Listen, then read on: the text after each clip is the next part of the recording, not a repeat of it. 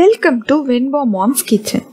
இன்னைக்கு நம்ம என்ன டிஷ் பார்க்க போறோம்னா கோவில் புளியோதரை. கோவிலில் கிடைக்கிற புளியோதரைலாம் டேஸ்டாக இருக்கிறதுக்கு காரணம் அதோட மிக்ஸ் தான். அந்த மிக்ஸை வீட்லேயே எப்படி அதே டேஸ்டோட பண்ணுறதுன்னு இந்த வீடியோவில் பார்க்கலாம் வாங்க. இந்த மிக்ஸை நம்ம 1 மாதத்துக்கு மேலவும் ஸ்டோர் பண்ணி வச்சுக்கலாம். ஃப்ரிட்ஜு கூட தேவையில்லை, வெளியவே வச்சுக்கலாம், கெடாது. வேணுன்றப்ப தாளிச்சு சாதத்தோட கலந்து சாப்பிடலாம்.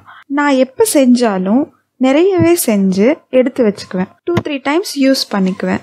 வாங்க இப்ப வீடியோக்குள்ள போகலாம். வீடியோக்குள்ள போகிறதுக்கு முன்னாடி நம்ம சேனல் வெண்பா மாம்ஸ் கிச்சனை சப்ஸ்கிரைப் பண்ணாதவங்க ப்ளீஸ் சப்ஸ்கிரைப் பண்ணிக்கோங்க. சப்ஸ்கிரைப் பண்ணதும் வர பெல் சிம்பலையும் மறக்காம கிளிக் பண்ணிக்கோங்க. அப்பதான் எங்களோட ஃபியூச்சர் வீடியோஸ் உங்களுக்கு நோட்டிஃபிகேஷனாக வரும். மிஸ் பண்ணாம பார்க்கலாம். முதல்ல புளியோதரை மிக்ஸுக்கு ஃப்ரெஷ்ஷாக பொடி ரெடி பண்ணணும். அதுக்கு தேவையான பொருட்கள் 20 காய்ந்த மிளகாய், கடலைப்பருப்பு 2 டேபிள் ஸ்பூன், மல்லி விதைகள் 2 டேபிள் ஸ்பூன், அப்புறம் கொஞ்சமாக பெருங்காயம். கடாய் சூடானதும் இந்த 4 பொருட்களையும் தனித்தனியாக வறுத்து எடுத்துக்கோங்க. முதல்ல மல்லி விதையை சேர்த்து பொன்னிறமாக வறுத்துக்கோங்க. கொஞ்சம் செவந்து வந்தோடனே பெருங்காய கட்டி சேர்த்துக்கலாம். எல்லாம் ஒன்றா வறுத்தோம்னா மல்லி விதை கருக வாய்ப்பு இருக்கு. ஸோ தனித்தனியாக வறுக்கிறது தான் நல்லது. அப்புறம் கடலைப்பருப்பு கொஞ்சம் நல்லா செவந்து வந்தோடனே காஞ்ச மிளகாய் சேர்த்துக்கோங்க. காஞ்ச மிளகாய் சூடானதும் ஸ்டவ் ஆஃப் பண்ணிட்டு தனியாக எடுத்து வச்சுக்கோங்க. இது ஆறினதும் மிக்சர் ஜாரில் போட்டு இந்த மாதிரி கொரன்னு பவுடர் மாதிரி அரைச்சி வச்சுக்கோங்க. செய்ய ஆரம்பிக்கிறதுக்கு முன்னாடியே புளி எடுத்து சுடு தண்ணியில் ஊற வச்சுக்கோங்க. நான் இப்போ நிறைய செஞ்சு ஸ்டோர் பண்ணி வச்சுக்கலான்னு இருக்கேன். ஸோ ஒரு ஆரஞ்சு பழம் சைஸ்க்கு புளி எடுத்திருக்கேன். அதை நல்லா கரைச்சி திப்பி இல்லாமல் இந்த மாதிரி வடித்து எடுத்துக்கோங்க. அப்புறமா 2 டேபிள் ஸ்பூன் மஞ்சள் தூள், தேவையான அளவு உப்பு சேர்த்து நல்லா கரைச்சிக்கோங்க.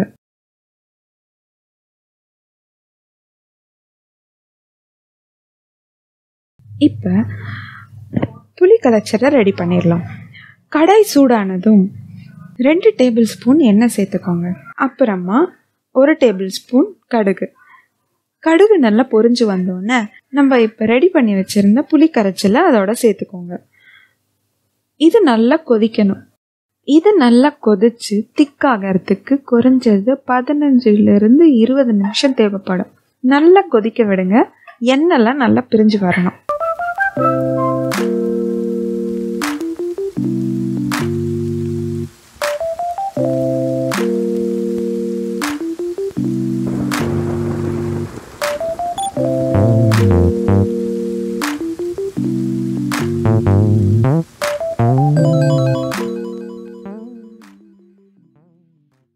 இப்போ எண்ணெய்லாம் நல்லா பிரிஞ்சு திக்காக வந்துருச்சு.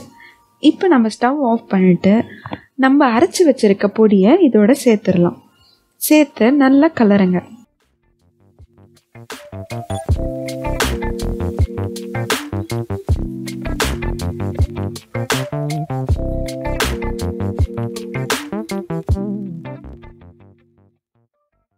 அவ்வளோதாங்க, புளி கரைச்சல் ரெடி ஆயிடுச்சு. இதை ஒரு பாக்ஸில் போட்டு ஸ்டோர் பண்ணி வச்சுக்கலாம். ஃப்ரிட்ஜ் கூட தேவையில்லை, நம்ம வெளியிலவே கூட ஸ்டோர் பண்ணி வச்சுக்கலாம், கெடாமல் இருக்கும். தேவைன்றப்ப எடுத்து தாளித்து சாதத்தோட மிக்ஸ் பண்ணி சாப்பிட்டா செம்மையாக இருக்குங்க. வாங்க இப்போ நான் எப்படி தாளிக்கிறதுன்னு சொல்கிறேன். தாளிக்க தேவையான பொருட்கள் கருவேப்பிலை, கடலைப்பருப்பு, உளுந்தம்பருப்பு, வேர்க்கடலை, காஞ்ச மிளகாய், அப்புறம் கடுகு. கடாய் சூடானதும் எண்ணெய் சேர்த்துக்கோங்க. தாளிக்க கொஞ்சம் நிறையவே எண்ணெய் தேவைப்படும். அதனால் 6-7 டேபிள் ஸ்பூன் எண்ணெய் சேர்த்துக்கோங்க. எண்ணெய் சூடானதும் கொஞ்சமாக கடுகு சேர்த்துக்கோங்க. கடுகு நல்லா பொரிஞ்சு வந்ததும் உளுந்து சேர்த்துக்கோங்க. அப்புறம் கடலைப்பருப்பு, அப்புறம் வேர்க்கடலை, நல்லா வருங்க. நல்லா வறுந்து வந்ததும் காஞ்ச மிளகாய் சேர்த்துக்கோங்க. கருவேப்பிலை, இதெல்லாம் நல்லா பொரிஞ்சதும் நம்ம இப்போ புளி கரைச்சலை ஆட் பண்ண போகிறோம்.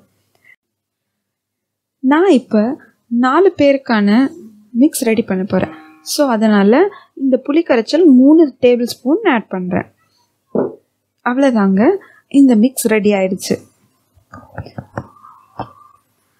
ஸ்டவ் ஆஃப் பண்ணிடலாம்.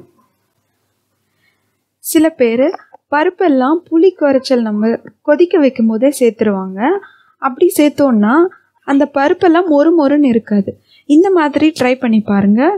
பருப்பு, வேர்க்கடலை அதெல்லாம் மொறுன்னு இருக்கும். இப்போ நம்ம இந்த மிக்சரை சாதத்தோடு கலந்துடலாம். சாதம் வடிக்கும் போது நல்லா வெறையாக வடிச்சுக்கோங்க. குழஞ்சிட்டா இது நல்லா இருக்காது.